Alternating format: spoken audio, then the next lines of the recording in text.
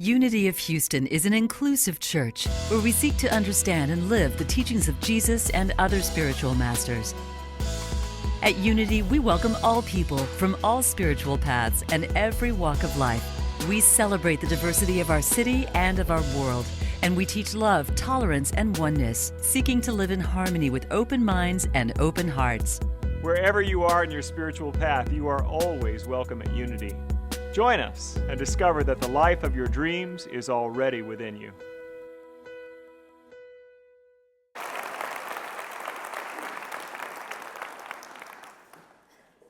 So there was a church had gotten a new pastor, the first woman pastor in their history, their long history, and she had brought a new energy and a new love, and the church was growing. She had a strong emphasis and a calling on her heart for pastoral care and connection. And so as she gave the offering every week, she said, if you want to visit from me, please just write a note in the offering and I will come see you. And one morning after services, they were counting the offering and the note came to her and it said, Dear Pastor, I am one of your loneliest members and one of your heaviest contributors, and I would really like you to come visit me this week. Signed, your husband. I'm looking at Mindy right now, our pastoral care minister, and here all three of our full-time associate ministers are all married. So thank you, William, thank you, David, and thank you, Carl, for supporting them, and for all of our ministers, the work you do. And we're too big of a church to have the ministers do it all. We can't. We have a community that comes together and supports and gives. And today we are talking about giving as a spiritual practice, and before you run out, trust me, you're going to like it, that this is not a guilt thing, this is not an obligation thing, this is about stepping into the fullness of life in a way that is so rewarding. I've asked one of our members today to give us a testimonial about her experience of giving from a spiritual context, and she is one of our most faithful and one of our largest contributors in the fact that she gives in every way. She serves on our board of directors. She taught the Sunday school class this morning. She's a prosperity teacher in her own right, and she has a new book out, which if you vibe to what Carla is saying, you can go over to the bookstore and purchase it, and she'll sign a copy of your book today. She blesses me in so many ways, and we are so honored. So would you please welcome Carla Cargill.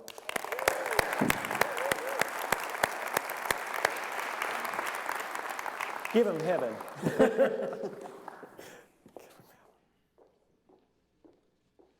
Good morning, Unity Church family.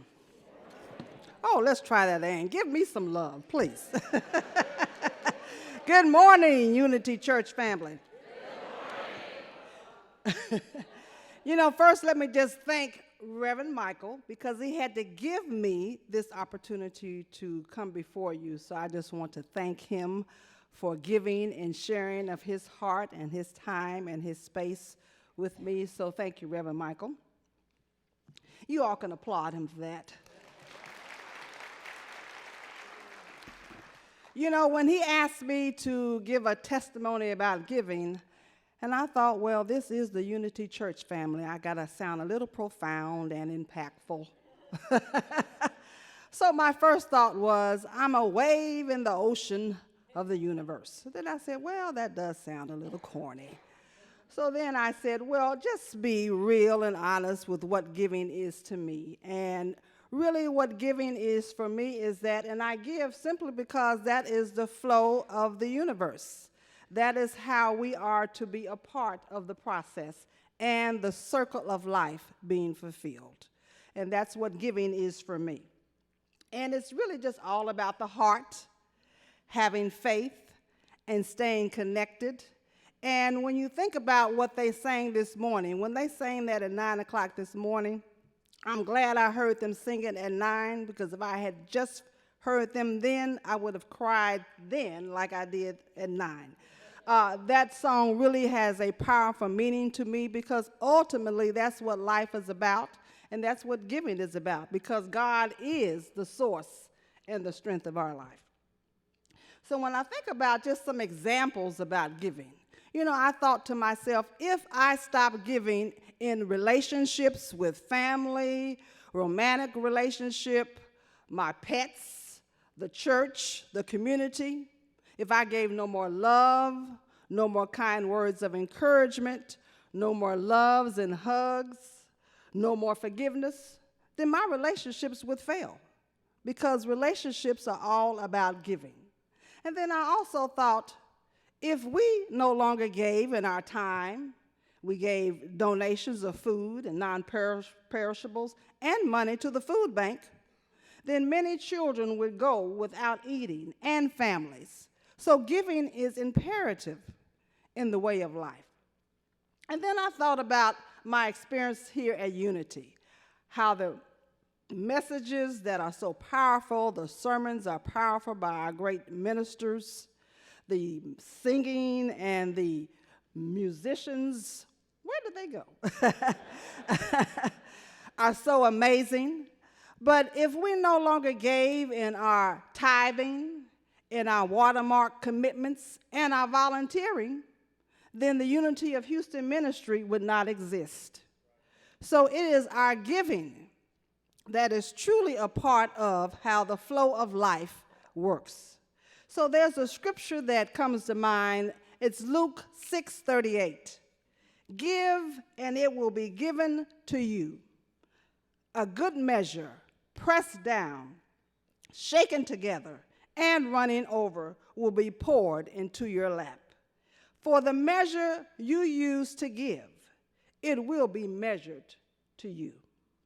So that really just says to me, as I give of my best and excellence with my heart, with my time, with my money, then God in turn, not just because it's a tit for tat, one for one, but just because that's who God is, when he sees that we are operating in the flow of how he created life to be, then I too would receive the best that God has to offer. And so I think that because of this, and because I have grown in my giving of myself in my heart, in my time, in my money, my relationships continue to thrive and grow, and they're loving and kind and faithful and strong. My business continues to thrive, and I continue to remain profitable after 28 years. I don't know about you, but that's something to shout about. So with all that said, I just want to say this much. When you think about giving, it's just a natural flow. It's a process of how the universe, God, created life to be. And let's just share this mantra that I speak to myself often. A giving heart always will have something to give.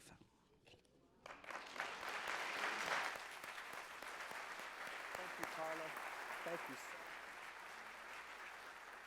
Yeah, I told her we could just take the offering and go home a little early. That's pretty much my message. Thank you for that. Let's say that together. It's a giving heart will always have something to give. Together. A giving heart will always have something to give. And that is our nature, is to have that giving heart. It is our birthright. Ernest Holmes was one of the founders of the New Thought movement. He wrote the book, The Science of Mind, and then there was a whole movement that came out of him. I've studied that work a lot. As a matter of fact, in next month's Science of Mind magazine, which we carry in our bookstore, I had the honor of writing the daily spiritual guides. So the meditation guides will be in there that I wrote. I love Ernest Holmes. I love his clarity of teaching. And one of the things he said, he defined love this way. Love is the self-givingness of spirit into creation. Love is the self-givingness of spirit into creation. That this giving nature, this flow that Carla spoke of, is written into the very fabric of the universe. It's just the way things are. We can think about two aspects of the divine. There is the unchanging and the changing. And God is both. There is part of the divine that is the same yesterday, today, and forever, that never changes its nature of good and love and power and greatness. That is just the way it is. And yet there is also an aspect of God that must give of its nature into form, into experience. That is the being and the becoming. And we have those same two aspects to ourselves, to our lives. We don't have to get any better. We are already expressions of God's own heart. You already are that. And yet, how many of you want to get better? How many of you want to know that more, to live that more? That's our becoming. And giving it's a shortcut, really. It's a way of stepping into an action that aligns with our spiritual truth. I am not perfect. I think I've made that very clear in my many sermons, right? You know that. I don't do this work perfectly, but I've been practicing it for 27, 28 years, and the more I do it, the better I become at it. Not that I'm bad getting better, but I'm remembering my true nature, and it feels right to be generous. That's who I am, but I get scared and I forget. I get locked into my thinking that there's not enough, and so I cease being generous, and that's when things tighten up. And I hope I haven't cut anybody off on the freeways of Houston this week. I saw something on Facebook this week said, "It's a lane, not a birthright. Let them merge." There's not enough room for both of us. Get out of my way. You know, we do that. And that's an example of, really, your practice of giving this week could be that simple. Let 3 people merge on the freeway and you're done. That's enough. That's enough. But any simple act that we can take to get out of our fear and into the flow of divine love and givingness, it feels right because it's who we are. The people who give the most here of their time and their service and their talent and their financial good, they are the ones who get the most out of this community. Amen? Those who don't do that know that. They're the ones who get the most rewarding experiences, the most sense of fulfillment, of seeing that their giving works to help others. That's what we want to be called into. And what I have really learned about this, too, in my observance of life in 53 years, is that the happiest people I know are the most generous. The people who seem to just really do life well, they're givers. They're not all wealthy. They don't all give great big checks to to nonprofits and to churches and synagogues. A lot of them don't do that. Many of them do. But they're generous people with their time and their attention. When I'm in a conversation with one of those people, I feel seen and heard. They really care about me. And that's who I want to be. When I see someone living generously, something in me quickens, it becomes alive, and it's like, that's me. That's what I want to step into. And so we can practice in every area of our lives, and that's one of the things that spiritual community is so good at. We give us a spiritual sandbox, a laboratory of trying this stuff out and seeing how it works. So join the choir this week. That's a great way to give. Talk to someone at the youth and education. Yeah, they're ready for you. We have so many volunteer opportunities. If you haven't completed a pledge form for 2020, do that. Let us know how you're going to support us financially. These are all opportunities, invitations for you to remember who you are as a generous giver. And that's what we want to be. We all want to experience that. And when we do that, we are fulfilled. Butterworth says in the chapter 9 of Spiritual Economics, this incredible book that we're studying all month long, this chapter is better than I remembered. And I've been teaching this for years. He talks about, we all know there are givers and takers. Here's what he says about it. The takers are the people who believe that their lives will always be the total of what they can get from the world. They're always thinking, get, get, get. They plan and scheme ways to get what they want in money, in love, in happiness, in all kinds of good. No matter that they may be applying metaphysical techniques. I think he's preaching to us now. No matter that they may be applying metaphysical techniques, they still may very well be takers.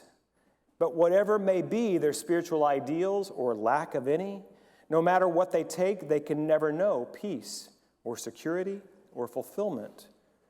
The givers, on the other hand, are convinced that life is a giving process. Thus, their subtle motivation in all their ways is to give themselves away in love, in service, and in all the many helpful ways they can invest themselves. They are always secure, for they intuitively know that their good flows from within. God is the divine givingness of the universe, and you are created in the image and likeness of this divine givingness. You cannot make any sense out of life or realize the free flow of substance in your experience until you begin to see yourself as a giver. As I said, this is a practice. I love our teaching that it's not something we have to philosophically understand and then we get invited into doing it. That whole thing, it's like, do we do or be? Well, do, be, do. It doesn't matter. I got to do something. I have to do to remind me of my being. That's just the way I am. Because sometimes I don't feel like it. Sometimes I don't feel like being a generous giver. Did I say that out loud? It's on tape too, or whatever we use nowadays in digital recording format. It's true. But I've learned to practice anyway. I've learned to step up and show that myself to be. And it's not for you, it's for me. I don't give to show off for you. I give to show myself who I am. And when I'm reminded, something in me loosens up. I can drop my worry and my fear I've always taken care of. And I begin to relate to life in that flowing, free, and easy way again. It's a beautiful thing. It's not transactional either. That's weakened. Everything in our human system is about I give and I take. I get and I give. It's like it's one for one, and that's not the way this works. Now, you do receive more when you give, but it's not transactional. It's about stepping into the flow. If you think about it, you plant a tiny little tomato seed, and if you do it the right way, my grandpa had this old wash tub that he would plant the seeds on this one corner of his house where it was protected from the cold weather, and they would sprout, and he would transplant that seed out into his garden, cover it with straw. He babied those tomato plants, and that one tiny seed, you've seen a tomato seed, right, would grow. It would produce dozens of tomatoes. Each one of those tomatoes contained hundreds of seeds. It's not one for one. That when we step into the flow, we get more than we give because God is bigger than we are currently able to embody. And we are into the flow of the all. And life gets better and bigger. I had somebody after the first service today, he's like, thank you for reminding me that I give at such a different level than I used to because I've got so much more to give because I gave. I stepped into it differently. And so I'm sold on this. I'm not trying to convince myself anymore. I'm trying to invite you into it, that this is a beautiful way to be. If you still think that it's give and take and keeping score, those people are called martyrs, and you know those kind of givers. They're giving, but they're keeping score. And when you're not doing it right in return, you know the International Martyrs salute, right? I know nobody in this church is that way, but you know people like that. That's transactional giving, where I give, but I expect you to do a certain thing back. What I'm talking about is stepping into the flow of it. I want to show a picture of my little girl, Micah. This is a recent picture. I was up there for daddy-daughter dance last month. It's a little hard to see on a bright day in here, but she's no longer a baby girl. She's 8 years old now. She is the daughter of my heart. She has two moms who adopted her at birth, and they asked me to be that daddy for her. So she calls me daddy, and she's so much in my heart. I was there with her on the day after she was born. She came a month early, and she was tiny, and I was there with her. And I love this child, and I don't love her expecting anything in return, which is good, because often I don't get what I think I should get back at. But I have another picture I'd like to, and I've shared this in messages before on Sundays and Wednesdays. She was about 9 or 10 months old right here, and I remember the moment, and I've used it as a sermon illustration before because it's so powerful for me.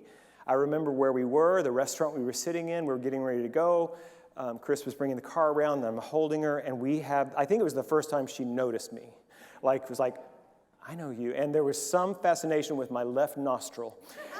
And it was such a powerful moment. I didn't realize that one of the moms had taken this picture, and I was driving back to Houston and just thinking about it, and then they sent me the picture.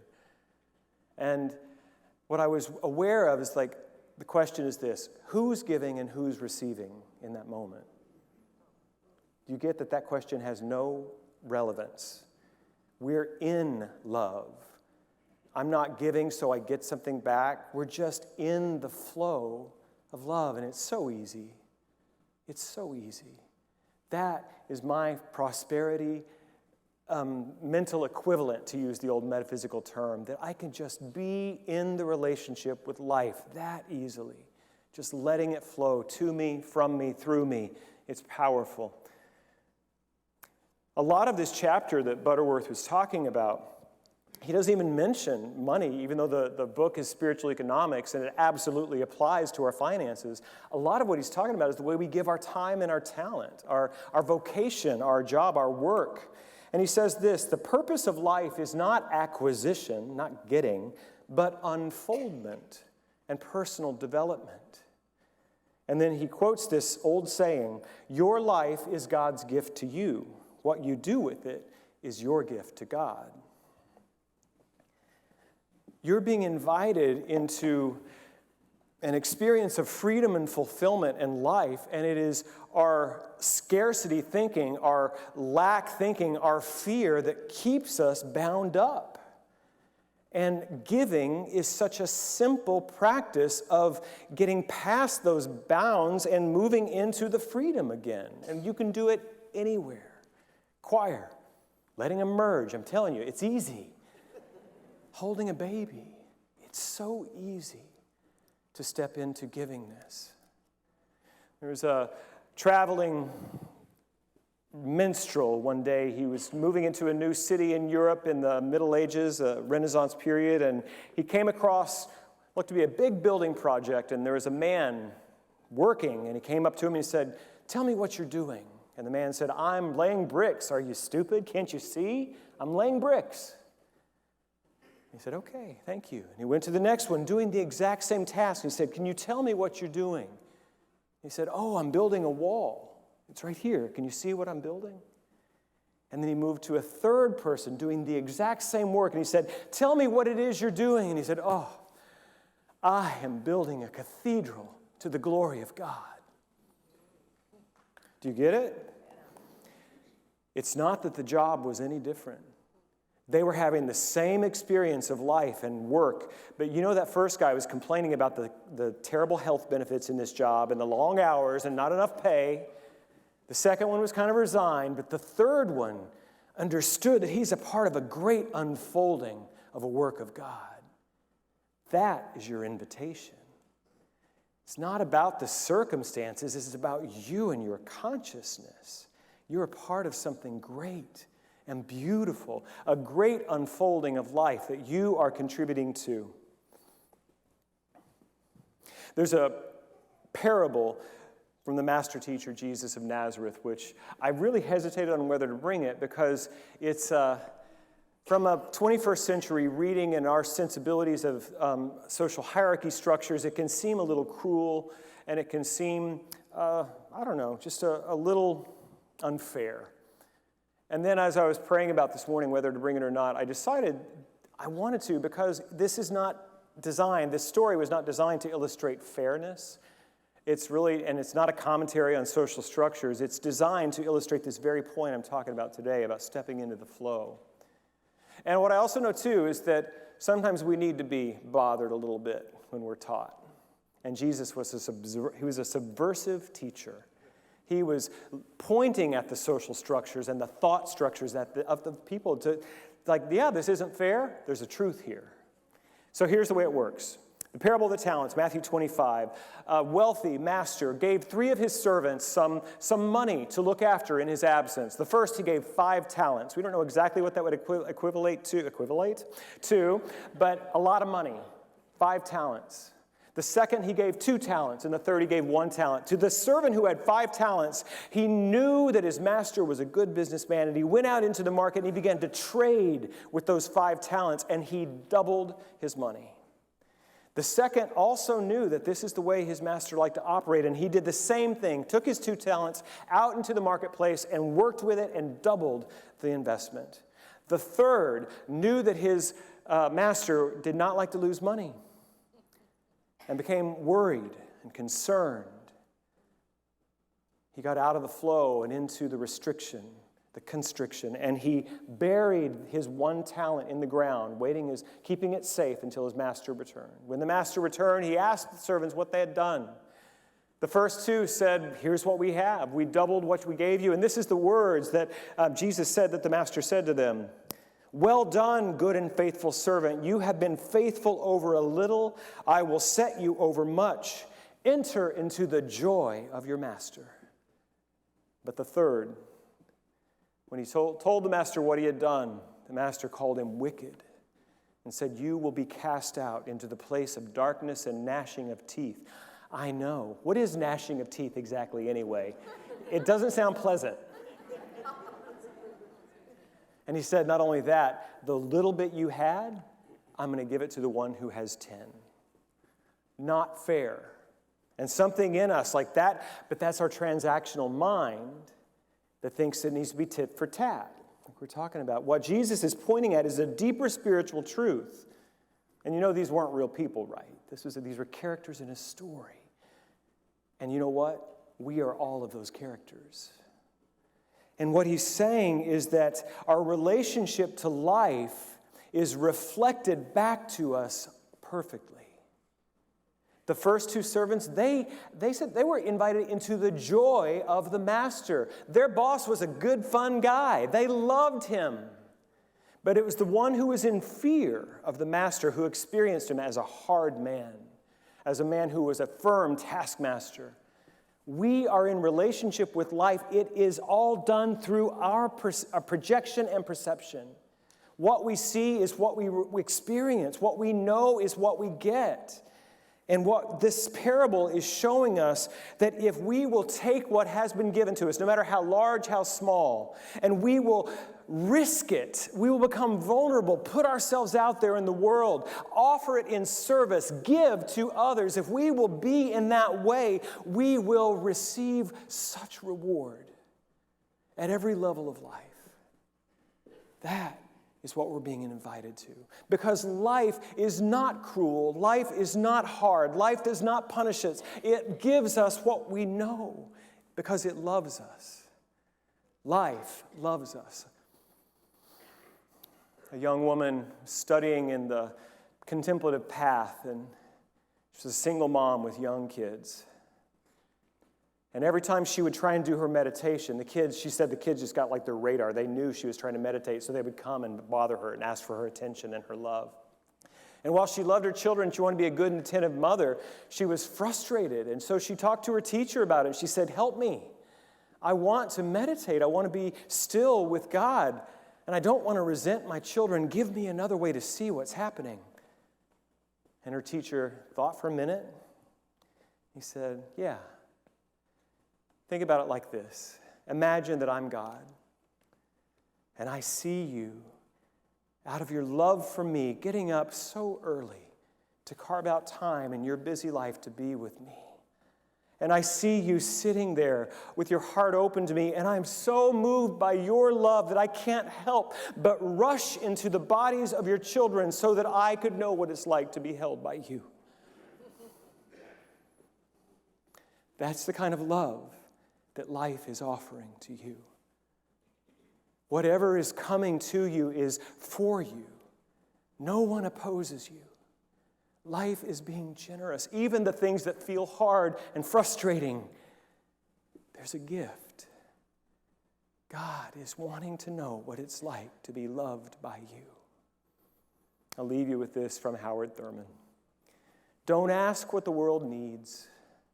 Ask what makes you come alive, and go do that. Because what the world needs is people who have come alive. I love you. God bless you. Thank you for watching this message today.